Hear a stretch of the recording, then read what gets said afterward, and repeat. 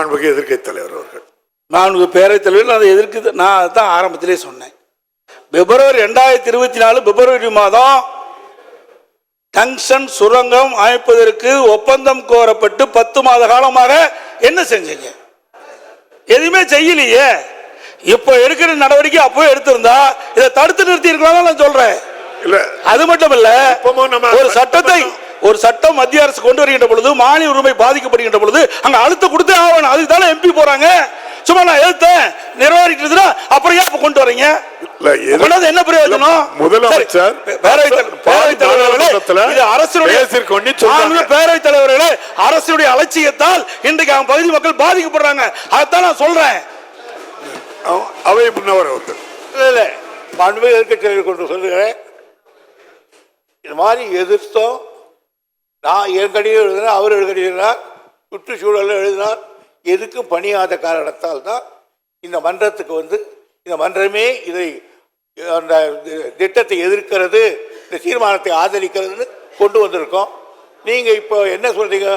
இந்த திட்டம் நமக்கு தேவையில்லாத ஒன்று தானே, சுரங்கம் வரக்கூடாது இல்லையா அப்படின்னா தீர்மானத்தை ஆதரிங்க. இல்லை சுரங்கத்தை வேதாந்தா பக்கமோ நீங்களும் சேர்ந்துக்கிட்டா ஆதரிச்சுக்கோங்க.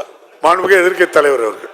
மாண்புமிகு பேரவைத் தலைவர்களே, இதுவரை அலட்சியமா இருந்துவிட்டு இப்படி பதில் சொல்வது சரியல்ல. ஏனென்றால் ஒரு அரசாங்கம் அவ்வப்போது விழித்துக் கொண்டு மக்களுக்கு பிரச்சனை ஏற்படும் தீர்த்து வைக்கணும். அலட்சியமாக இருந்தது சொல்றார். எந்த விதத்திலும் இந்த திமுக ஆட்சி அலட்சியமா இருந்தது இல்ல.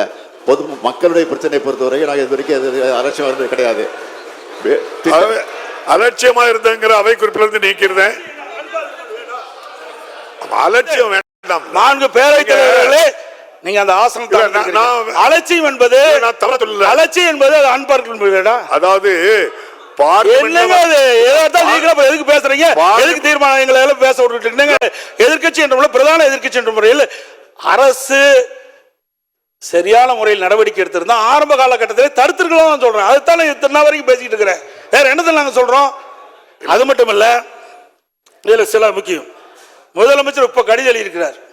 இது ஒப்பந்த புள்ளி வெடிக்கின்ற பொழுதே கடிதம் எழுதியிருந்தா இது நிறுத்தப்பட்டிருக்கும். இரண்டாவது, முதலமைச்சர் பேரவைத் தலைவர்களே திரும்ப திரும்ப அதையே சொல்லிக் கொண்டிருக்கிறார். இல்ல ஒன்றிய அரசு இது விஷயத்துல ஏலம் விட்டு விட்டுவதாக சொல்லிக் கொண்டிருக்கிறார். இந்த அரசை பொறுத்தவரையில் நிச்சயமாக சொல்கிறேன், ஏலம் விட்டாலும் சரி நிச்சயமாக உறுதியாக இந்த அரசு அதற்குரிய அனுமதியை தருவதற்கான வாய்ப்பே கிடையாது. அதில் திட்டவட்டமாக இருக்கிறோம். இதுதான் முடிவு. மாண்புமிகு எதிர்க்கட்சி தலைவர் அவர்கள். நான் என்னங்க அடுத்து பேசக்கூடாதா? பேசுங்க. நீங்க மக்களுடைய பிரச்சனைங்க சட்டமன்றத்தில் பேசி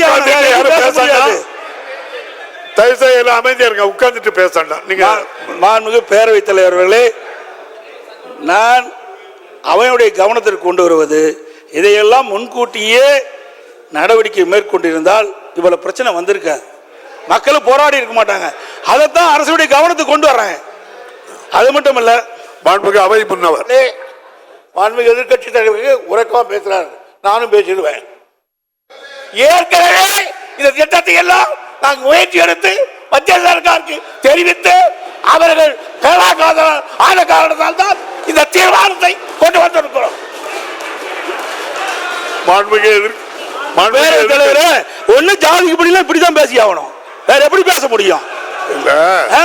என்ன பேச முடியும்? உங்களுக்கு சரக்கு இருந்தாலும் பேச முடியும். முதலமைச்சர் ஒன்றுக்கும் வார்த்தையெல்லாம் ஏற்படுத்தாண்டா. அது முன்னால இப்படி பேசுற என்ன அர்த்தம்? சரியான முறையில் என்ன சட்டமன்றம் தானே, ஒரு மூத்த உறுப்பினர் மற்றவருக்கு வழிகாட்டியா இருக்கணும். அதை விட்டுட்டு என்ன இதுக்கெல்லாம் பயப்பட மாட்டேங்க. மக்களுடைய பிரச்சனை உயிரை கொடுத்தாலும் காப்பாற்றுவாங்க. நீங்களும் அதே வார்த்தை என்ன நடக்காது.